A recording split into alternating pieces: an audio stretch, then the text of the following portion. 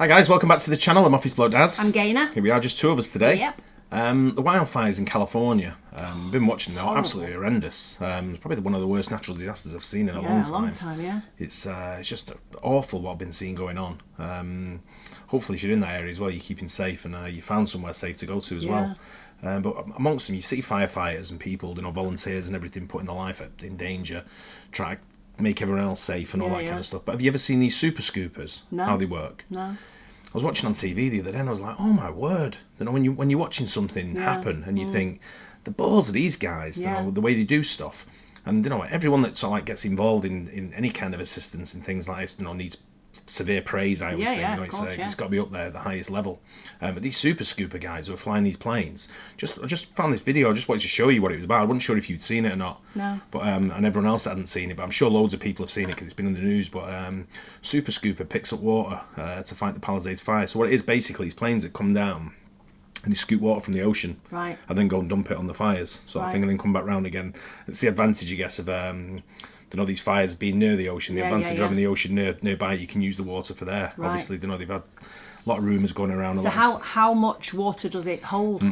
Not sure. Like gallons or litres? Yeah, it'd be a lot. But I just the one thing that boggles my mind. We'll do the video first, and then we'll discuss it. But one thing that boggles my mind, I'll go into it in a minute. But just let's have a look at this. This spot where they're at now is perfect for them because we're right next to the ocean. It's a little hard for them to pick up when the ocean's rough, but so far it's not too bad. You don't see any big white caps out there, so if they're able to go out and return quickly, where all those other VLATs and other ones dropping Phoschuck, they have a long return time. They got to go all the way to an airport somewhere and be reloaded and then fly back out here, where these guys are making great work. They're just constantly, nonstop since I got here. That's they've made, I don't know, hundreds of drops already.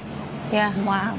And it's, you could probably see him here as he comes down, and he'll just drag on the ocean. Yep, and picking up all that water. I want to say they pick up over 3,000 gallons, I believe. Wow. 3,000 gallons. It's amazing what they're doing and the work that they're doing so quickly to battle this blaze. All right, Tony, thank you so much. Please stand by because right now we are going let's just watch this for a moment, though, because this is pretty incredible how quickly all that water was gathered, right? And they're going to just go right back up that hill. Yeah, and the precision and the experience that these pilots, these firefighter pilots have, it's really incredible what conditions they're fighting against right now. They're able to fly despite the wind gusts up at that high elevation, nearing 60 miles an hour. Yeah. So this is really incredible work that they're doing. I'm so grateful for them to be here right now. Let's watch this action.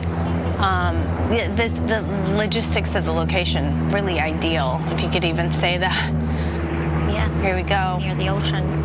Maria, how, at one point, I guess, how strong would those winds be for them to be unable to do this? Well, if I remember correctly, when we were covering that fire earlier in the month of December, there was a time where they were not allowed to fly because those winds were really nearing 100 miles an hour in terms of those gusts. We're not quite there yet, but they are expected to strengthen for the rest of today.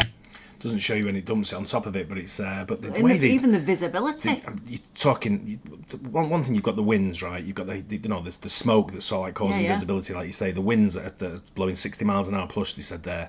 But the way they're coming down, they're going down and they're landing on the water almost. Well, they're not landing; they're sort of like skimming the water. Skimming the water. You imagine when that water comes on board, that's not just going to settle. Yeah. That's going to be splashing around like shit. So you're going to have all kinds of stuff like movement on there.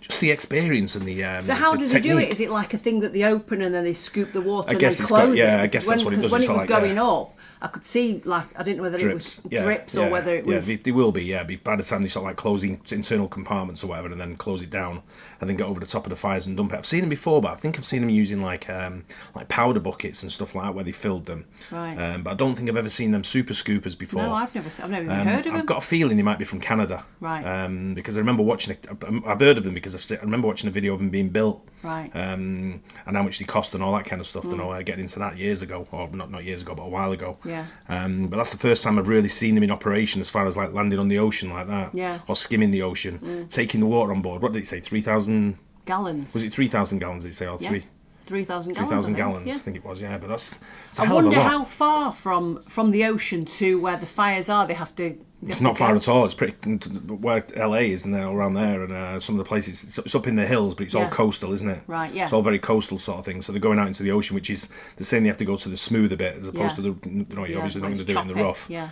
But that's just an incredible sort of like different sort of like angle you might see with firefighters. Yeah.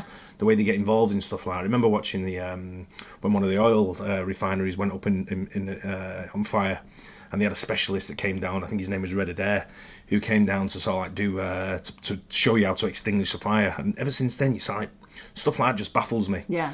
Not baffles me, it intrigues me, Yeah, and yeah. interests me, and I look at it and I think, you're putting your life on your line. Yeah. And the intensity, the heat, and everything that goes with this, what you're getting And involved the in. adrenaline inside you must They're be. just going round in circles, boom, picking up, dumping, picking up, dumping, picking Yeah. up, dumping. And it's like I say, everyone that's involved in this must be exhausted. Oh, God, It's yeah. been going on now it must be close to a week, Like you right? say, the heat as well.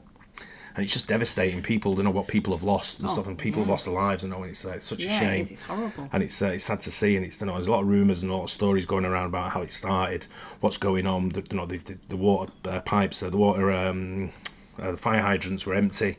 Water drainage water power wasn't coming to the hydrants in time. Yeah.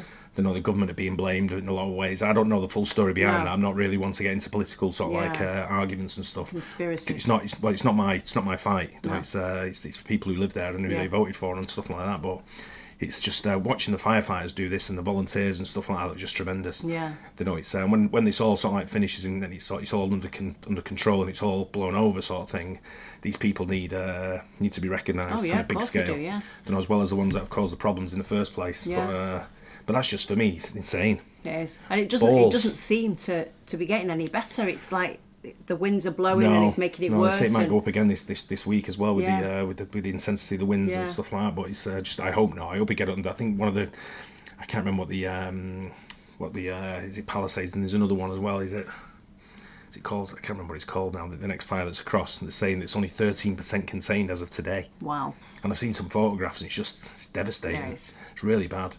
But good luck to anyone who's out there, and especially to the firefighters and the volunteers that people are putting the time into to help people as well. So good luck to all of you. Yeah. Anyway, that was just I wanted to show you the super scoopers and how they work and what balls you've got to fly them and do that. Yeah. Anyway, thanks for watching. Anyway, don't forget to like and subscribe, and we'll see you on the next one. Bye. Cheers.